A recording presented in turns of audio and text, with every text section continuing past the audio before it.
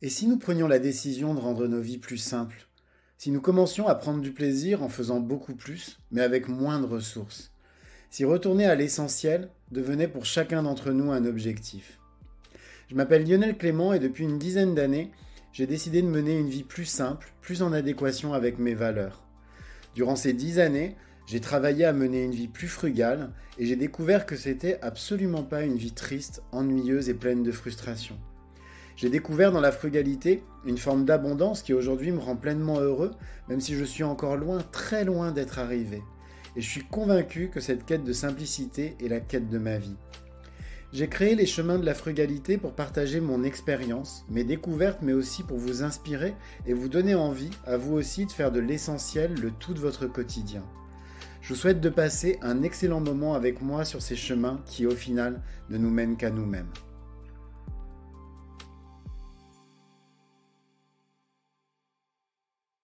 Quand on parle de minimalisme et de frugalité, on parle beaucoup de son intérieur, de sa garde-robe, et puis à la rigueur de son assiette.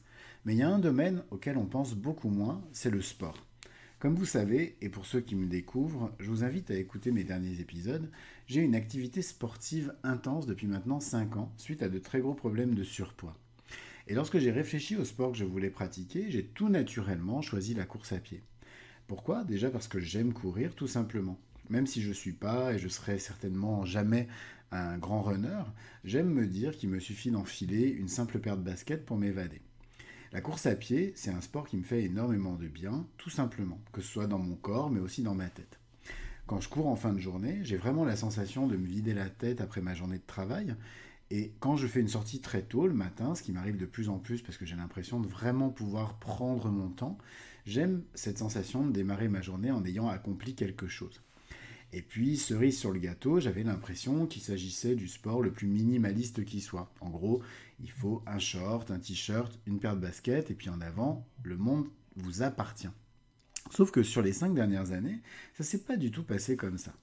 Paradoxalement, alors que j'étais entré dans tous les autres domaines dans une logique de désencombrement, le sport allait devenir le domaine dans lequel allait s'exercer, l'air de rien, mon toc d'accumulation compulsive.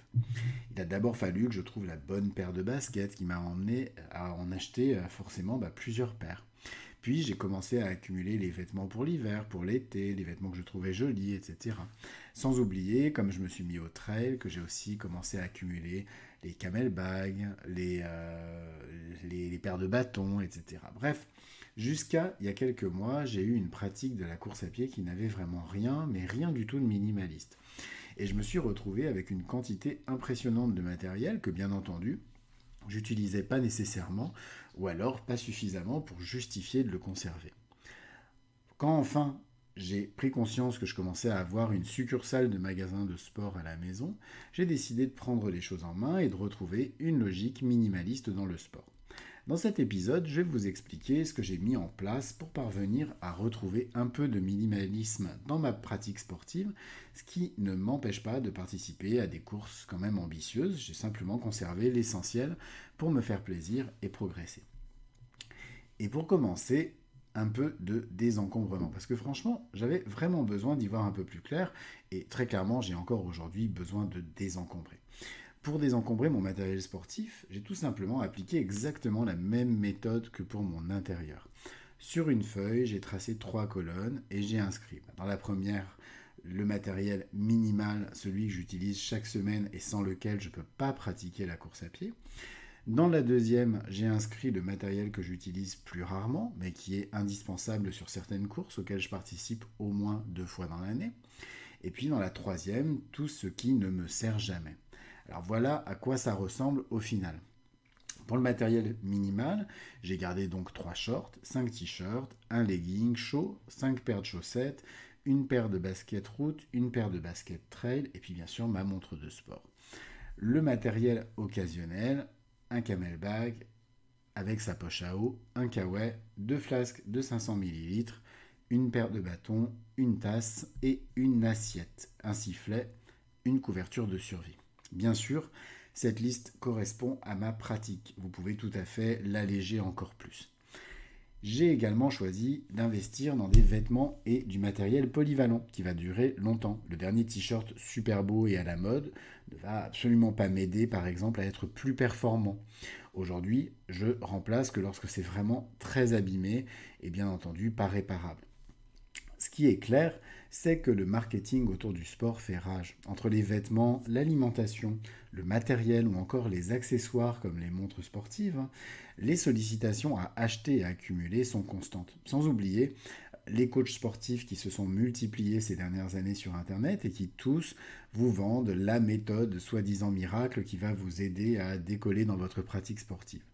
Franchement, d'avoir allégé ma pratique des réseaux sociaux m'a aussi énormément aidé à comprendre ce qui était vraiment essentiel, y compris pour le sport. Au-delà du matériel, j'ai aussi apporté des changements très profonds à mes entraînements. Déjà, je sors avec le minimum de matériel. C'est pour moi quelque chose d'essentiel. En fait, je vois très souvent lors de mes entraînements des runners qui courent même sur de toutes petites distances. Ils vont faire 4 km, 5 km surchargés avec le camelback, la poche à eau, ou encore des vêtements avec des gants, des bonnets, etc. Alors qu'il ne fait pas si froid dehors. Perso, sauf s'il fait vraiment super froid, je fais confiance à mon corps pour m'apporter la chaleur et l'hydratation dont j'ai besoin. Jusqu'à 15 km de running sur plat, j'ai pas besoin de prendre par exemple une gourde d'eau. Comme je m'hydrate correctement au fil de la journée, mon corps n'est pas en manque d'eau. De même, y compris en hiver, j'essaie de porter le minimum de vêtements. Quand on court, le corps se réchauffe naturellement, ce qui permet de supporter même des températures difficiles. Concernant ma pratique elle-même, j'ai aussi décidé de m'écouter. Par exemple, je ne fais jamais de fractionné, même si tout le monde dit que c'est hyper important pour progresser. Pourquoi ? Parce que ce sont des efforts hyper violents qui sont essentiels, certes pour les sportifs vraiment confirmés, qui ont vraiment besoin d'aller chercher des marges de progression très poussées, mais comme moi je ne suis pas un grand runner, ma marge de progression elle est tout simplement énorme. Donc aujourd'hui je pratique la course à pied comme un loisir et les fractionnés apportent pas nécessairement de progression. Typiquement, moi aujourd'hui ce qui me fait le plus progresser, c'est tout simplement de perdre du poids par exemple. Le fait de continuer à perdre du poids est un des éléments qui m'aide à progresser. Et en fait, ce genre de pratique assez violente risque même d'occasionner des blessures. En fait, j'ai tout simplement décidé de courir. Alors j'essaie de tenir en ce moment mes 4 sorties de 15 km chaque semaine. C'est pas facile, mais ça me convient. Et en tout cas, je ne cherche pas à aller au-delà pour le moment. Je cours pas vite, j'essaie juste de prendre du plaisir en écoutant mon corps et puis mes sensations. Alors je vois là aussi beaucoup de runners qui pensent que la vitesse, elle est essentielle pour progresser. J'ai vite compris en fait que la bonne vitesse, elle est propre à chacun. C'est pas parce qu'on voit sur Strava, alors Strava c'est un réseau social qui est dédié au sport, et bien sûr il y a tout cet effet pervers des réseaux sociaux où d'un seul coup tout le monde se compare en fait. Mais au final, se comparer n'a pas vraiment d'intérêt. Donc certes, on voit des gens sur ce réseau qui court des 10 km en moins de 50 minutes, mais ça ne veut pas dire que c'est pour vous un objectif quotidien et que c'est pas nécessairement en fait ce que vous êtes capable de faire. Personnellement, moi, je vais très rarement en dessous d'une heure sur 10 km, par exemple, lors de mes entraînements, ce qui ne m'empêche pas d'accélérer un petit peu quand je participe à des courses et puis d'avoir un record personnel à 51 minutes. Mais je ne cherche pas à être en permanence à fond. Être lent et puis prendre mon temps, c'est ce qui me permet paradoxalement de vraiment progresser et puis surtout de conserver le plaisir de courir. Ce que j'essaye aussi de faire, c'est de participer paradoxalement à moins de courses, mais à mieux m'y préparer. Parce que là aussi, j'ai vraiment fait au commencement, quand j'ai commencé à courir, n'importe quoi. La première année, par exemple, où j'ai commencé à participer à des courses officielles, je me suis inscrit à 8 courses. Donc beaucoup étaient vraiment super durs, et pas du tout à mon niveau de l'époque. Résultat, je me suis beaucoup blessé, et j'ai pris très peu de plaisir à courir pendant ces événements.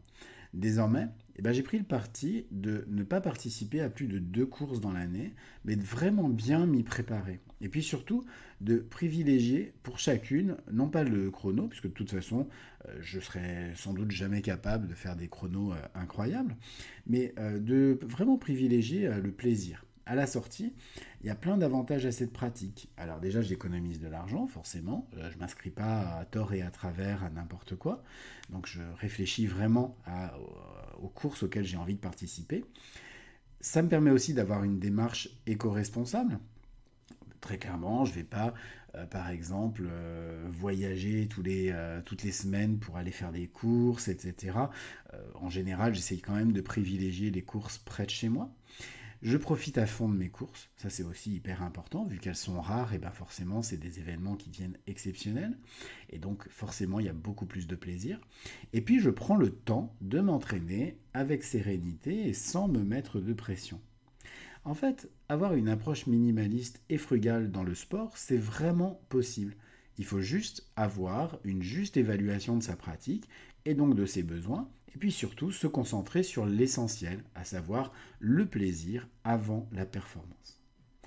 Cet épisode des chemins de la frugalité est maintenant terminé. Alors comme d'habitude, je vous invite, si vous avez aimé mon podcast, à vous y abonner et puis pourquoi pas à lui mettre 5 étoiles sur votre plateforme de podcast préférée, voire à déposer un commentaire, ça va beaucoup m'aider à bien le référencer.